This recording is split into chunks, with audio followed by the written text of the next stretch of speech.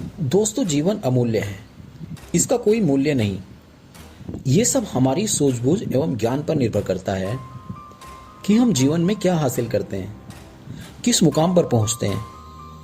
दोस्तों, आइए इसे इस कहानी से समझें। महात्मा बुद्ध किसी गांव में ठहरे हुए थे।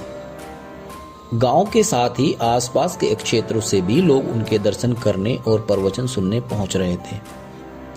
एक दिन उनसे मिलने एक व्यक्ति आया और बोला कि कृपया बताएं कि इस जीवन का मूल्य क्या है।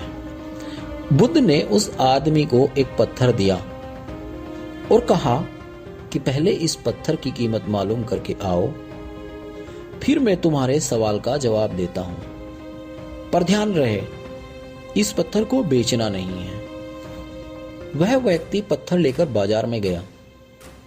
वहां एक संतरे वाले के पास गया और बोला कि इस पत्थर को देखो और बताओ कि इसकी कीमत क्या है। संतरे वाले ने उस पत्थर को देखा, वह चमक रहा था। उसने कहा कि यह पत्थर मेरे काम का नहीं है, फिर भी मैं इसके बदले तुम्हें 12 संतरे दे सकता हूं। इसके बाद वह व्यक्ति एक सब्जी वाले के पास गया। पत्थर देखकर सब्जी वाले ने कहा कि एक बोरी आलू ले लो और ये पत्थर मुझे दे दो। इसके बाद वह व्यक्ति पत्थर लेकर एक सुनार के पास गया और उसे पत्थर दिखाया। सुनार ने पत्थर देखा और कहा कि इस पत्थर के बदले में मैं तुम्हें 1000 स्वर्ण मुद्राएं दे सकता हूं। उस व्यक्ति ने पत्थर बेचने से मना कर दिया तो सुनार बोला कि मैं तुम्हें 1000 स्वर्ण मुद्राएं देता हूं, ये मुझे दे दो। इसके बाद भी व्यक्ति पत्थर बेचने के लिए तैयार नहीं हुआ तो सुनार ने कहा कि तुम इसकी जो कीमत मांगोगे मैं दे सकता हूं। उस व्यक्ति ने कहा कि इस पत्थर को मैं बेच नहीं सकता, मुझे सिर्फ इसकी कीमत मालूम करनी है।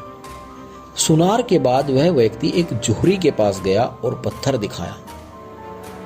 जोहरी ने जब उस पत्थर को देखा तो वह बोला कि यह तो अनमोल रत्न है। वह व्यक्ति हैरान हो गया। इसके बाद वह बुद्ध के पास लौट आया।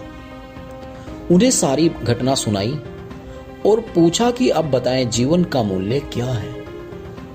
बुद्ध ने कहा कि संतरे वाले ने इस पत्थर की कीमत 12 संतरे लगाई, सब्जी वाले ने एक बोरी आलू, सुनार ने 4000 स्वर्ण मुद्राएं और जोहरी ने इसे अनमोल बताया। यही बात हमारे जीवन पर भी लागू होती है। हर व्यक्ति एक हीरा है, लेकिन दूसरे लोग हमारी कीमत उनके सामर्थ्य और उनकी जानकारी, उनकी सूझबूझ, उनकी अक्लमंदी के हिसाब से लगाते हैं। हमें हमारी योग्यता, हमारी सूझबूझ, हमारी अक्लमंदी की तुलना किसी से नहीं करनी चाहिए। योग्यता की कीमत हमें स्वयं लगानी चाहिए, क्योंकि कोई दूसरा व्यक्ति उसकी सही कीमत लगा ही नहीं पाएगा। अगर कोई हमारी योग्यता की कीमत लगाएगा तो उसके सामर्थ्य के अनुसार लगाएगा। इसलिए कभी भी खुद को दूसरों से कम नहीं समझना चाहिए।